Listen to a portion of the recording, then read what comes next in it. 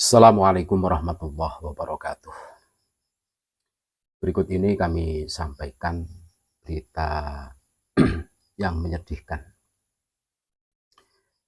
Ini saudara kami Bung Lubis 212 baru saja dipersekusi oleh oknum habaib yang di situ itu mengeroyok. Kenapa kami mengatakan mengeroyok? Dari pengakuan Bung Lubis ini yang datang ke rumah beliau itu ada 4 orang di kanan kiri beliau, bahkan sudah dipesankan kopi, tapi ada 2 orang yang berdiri terus mengancam-ngancam, ngajak duel. Belum yang di dalam mobil, situ kan bawa mobil. Ini potret bahwa mereka yang mengaku cucu Nabi ternyata ya akhlaknya itu jauh panggang dari akhlak yang diajarkan oleh baginda Rasulullah SAW. Dan Bung Lubis ini memberikan kesaksian bagaimana kronologis kejadiannya. Tetapi ada narasi pemutarbalikan fakta oleh oknum-oknum mereka. Dan ini semakin meneguhkan, menguatkan bahwa mereka yang mengaku sebagai cucu Nabi karena akhlaknya ini bertolak belakang dengan apa yang diajarkan Nabi, ya otomatis tidak pantas lah. Dan kami mengutuk perbuatan keji biadab seperti itu karena ini jelas, apalagi momen hari ini adalah momen puasa yang seharusnya kita harus bisa lebih mawas diri, bisa menahan diri ya, untuk tidak melakukan perbuatan-perbuatan yang menyakiti orang, perbuatan-perbuatan yang di situ itu melanggar hukum. Apa kalian tidak pernah berpikir bahwa ini bulan puasa? Bulan puasa yang seharusnya diisi oleh kegiatan-kegiatan yang positif, yang di situ itu sifatnya ibadah, malah diisi dengan provokasi. Kenapa kami mengatakan provokasi? Nggak mungkin kalau tidak diprovokasi para muridnya itu kan gitu. Pasti ada provokasi, terus mereka mau terus mengeroyok kan begitu. Nah, tidak usah panjang lebar, kita dengarkan bagaimana penuturan kronologis kejadian dari Bung Lubis 212. Nah, maka tadi kita tunda dulu, kita ngobrol dari pihak-pihak yang berwajib. Nah, juga saya baru sore ini sempat memberikan klarifikasi karena sejak kejadian tadi malam saya langsung dilarikan ke rumah sakit. Sudah saya dari rumah sakit, kita langsung ke Kapolres. Itu pulang dari Kapolres pagi, jam 6 pagi. Kemudian nyampe rumah, tamu udah banyak, warga masih banyak menunggu. Jadi mohon maaf baru bisa memberikan klarifikasi. Ini pun terpaksa saya sempatkan sebentar karena tadi saya melihat dari pihak mereka membuat kayak konferensi pers ya, dengan mengatakan kebalikan dari fakta yang ada. Jadi saya tidak akan menjelaskan panjang lebar untuk saat ini. Yang jelas saya ingin memberitahu bahwasanya masalah ini telah kita serahkan kepada pihak yang berwajib. Ya, kepada pihak yang berwajib. Bahkan kan saya sering sampaikan selama ini, apabila ada narasi saya yang kalian anggap dusta, fitnah dan segala macam, itu saya bersedia mempertanggungjawabkannya dunia akhirat. Ini negara hukum, silahkan laporkan ke pihak yang berwajib. Tapi yang ada apa? Malah sebaliknya. Nah, kemudian tadi saya melihat di video tersebut, kalau yang mengatakan saya berteriak-teriak kayak anjing, kemudian jatuh kayak babi, itu biarkanlah. Ya mungkin begitu cara dia mengekspresikan ketidaksukaan dia dan sebagainya, ya. Kemudian di situ ada kalimat bahwasanya katanya saya memprovokasi warga. Bentar, sebelum ke situ katanya berawal dari mereka datang, kemudian begitu si santri muridnya si Umar mengatakan saya santrinya Habib Umar, katanya saya langsung lari mendengar itu. Astagfirullahaladzim, innalillahi wa inna ilaihi rajiun. Tapi nggak apa-apa, yang jelas keterangan sudah masuk ke pihak yang berwajib. Tadi malam kita bikin LP, sudah di BAP, sudah selesai semua. Dan saksi juga ada, saksi yang masuk beberapa orang. Tapi kalau saksi di TKP mungkin bisa dibilang sekampung ini ya Pak? Ya. Tadi malam, kejadian kurang lebih jam tengah 9. Nah, tadi malam. Ini semua luka memar, karena begitu duduk di awal, ada salah satu orang yang posisinya di sebelah kanan meja, langsung bilang ke saya, kamu lubis kan? Kenapa bang? Saya bilang gitu. Kamu lubis kan? Oh iya, gimana bang? Saya jamaahnya Habib Umar. Saya mau berantem sama kamu. Mau di mana? Saya langsung intimidasi. Saya coba tenang. Tadinya saya mau ambil HP buat ngerekam, entah video ataupun rekaman pernyataan dia. Cuman karena situasi tidak memungkinkan dan mereka di sekeliling saya tambah ada 2 orang yang berdiri. Ya kan, 2 orang yang berdiri udah siaga. Saya bilang, oh nggak bisa begitu bang. Saya sering sampaikan, apa-apa yang saya ucapkan dalam konten, saya tanggung jawab dunia akhirat. Ini negara hukum, kemudian silahkan laporkan ke pihak yang berwajib. Dia tetap nggak terima, tetap ngajak ribut, saya udah firasat buruk. Kenapa? Saya lagi sendirian di situ. Mereka 6 orang, di mobil nggak tahu entah berapa orang yang ada dalam mobil. Yang saya lihat 6 orang datang, itu 4 orang duduk di sekeliling saya, 2 orang berdiri. 6 orang. Nah, kemudian saya berdiri, saya mau masuk ke rumah, mau bangunin beliau ini, Pak RW. Karena sebelumnya pas ada tamu, saya cek lagi tidur, saya nggak enak banguninnya.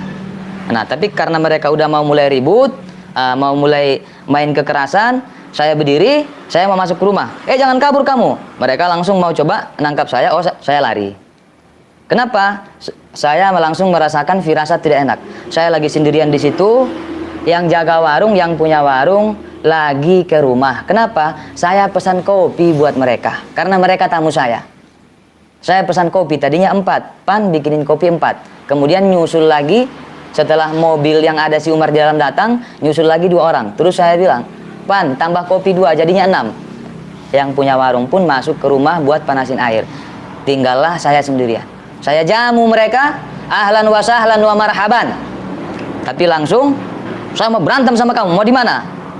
Mereka langsung siaga. Nah, oh nggak bisa gitu bang, saya mau masuk ke rumah, nggak dibolehin, langsung disamperin, kamu jangan lari, mau ditangkap, saya tidak mau. Firasat saya tidak enak karena saya sendirian di situ. Apapun yang terjadi ke saya, entah saya dibawa ke mobil atau apa, nggak ada yang tahu. Maka saya berlari, saya lari, mereka semua mengejar. Itu saksi mata ada. Ada seorang anak yang mau beli rokok karena yang jaga warung lagi di rumah, dia nunggu. Ya, dia menunggu, dia lihat saya dikejar rame-rame. Saya dikejar rame-rame, bahkan mereka meneriaki saya maling. Itu setelah teriakan maling itu menggema, warga pun mulai keluar. Saya teriak minta tolong, mereka teriakin saya maling. Kemudian sampailah saya kepleset. Saya tidak tahu apakah kepleset sendiri atau ada yang narik baju saya segala macam, saya nggak tahu. Saya tidak tahu, kepleset. Luka di kaki nggak bisa saya liatin karena ada yang kena paha, lutut, masuk aurat, termasuk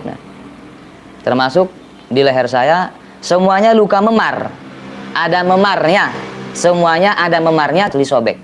Saya tidak menuduh itu dari senjata tajam dan sebagainya, hanya saja kami serahkan ke pihak yang berwajib dan sudah dilakukan visum. Nah, itu kurang lebihnya ya. Kemudian ketika saya terjatuh, kalau kata mereka, saya lari nggak ada yang ngejar. Kemudian jatuh sendiri, kayak babi katanya. Kemudian katanya, muridnya si Umar ini kasihan lihat saya katanya. Kasihan lihat saya teriak-teriak, memprovokasi warga. Akhirnya, kata mereka, dari klarifikasi mereka, muridnya si Umar ini nyamperin saya, kemudian narik saya dari solokan, kemudian menutup mulut saya katanya. Menutup mulut saya supaya tidak bisa memprovokasi katanya. Fakta yang sebenarnya tidak seperti itu. Mungkin dari TKP saya jatuh, sampai ke rumah ini, kurang lebih 30 meter lebih ya Pak? itu saya dipiting oleh orang yang tingginya di atas 170 cm, badannya lebih besar dari Bang TIJ. Itu dipiting sampai saya teriak, saya nggak bisa napas. Ada semua warga yang melihat histeris, takut saya mati. Ini sekarang saya nelan, minum, ini masih sakit. Masih sakit. Saya dipiting sampai ke dalam rumah. Ini tadi baru dipel, darah saya masih banyak di lantai tadi. Begitu di dalam rumah ada saksinya, saksi semua warga ngelihat saya dipiting, saya diseret. Sampai ke dalam rumah, papa bangun. Kemudian lihat saya lagi dipiting kayak gini, saya kesusahan napas, gitu, langsung ngomong, lepaskan, itu anak saya, lepaskan katanya. Tetap tidak dilepaskan. Saya tarik untuk ngelepasin, dibantu sama papa, barulah lepas. Kemudian alhamdulillah tadi kita sudah olah TKP. Tadi siang udah olah TKP. Nah, ketika saya dipiting diseret itu di depan halaman, kan saya nggak ngelihat orang-orang ya, saya masih kesusahan napas. Di samping saya lihat tangan yang ngelepasin batu sebelum masuk rumah, dan itu sudah masuk BAP. Satu, yang kedua, di situ saya lihat si Umar berdiri di samping mobil, dia keluar dari dalam mobil. Mata saya melihat dan saksi mata banyak yang lihat. Begitu dia lihat papa ini keluar dari rumah, dia pun mundur ke belakang. Mundur ke belakang. Nah, kemudian masa rame, katanya saya memprovokasi. Bahkan saya coba untuk meredam. Untuk meredam, terutama ada abang saya di rumah ini, dia baru pulang, dia kena telepon, dia pulang, kemudian langsung emosi masuk rumah. Saya nggak tahu mau ngambil apa, cuman saya susul ke dalam, saya peluk. Udah abang, jangan main hakim sendiri, kita serahkan ke pihak yang berwajib. Nanti habis dari rumah sakit, visum, kita mau langsung ke Polres. Udah, saya tenangkan, bukan saya provokasi. Bukan saya provokasi, dan saksi mata banyak. Dan kemudian mereka ketakutan, mereka pun lari. Mereka lari, saya nggak lihat, saya di dalam, udah di sini duduk. Karena badan semua udah sakit, warga semua ngerubungin saya, banyak yang ngerubungin saya. Nah, kemudian saya dengar suara berisik-berisik, ternyata mobil mereka kabur. Mobil mereka kabur, lari. Dan ini juga saya sampaikan kepada pihak manapun yang sejak tadi siang mencoba menghubungi kami.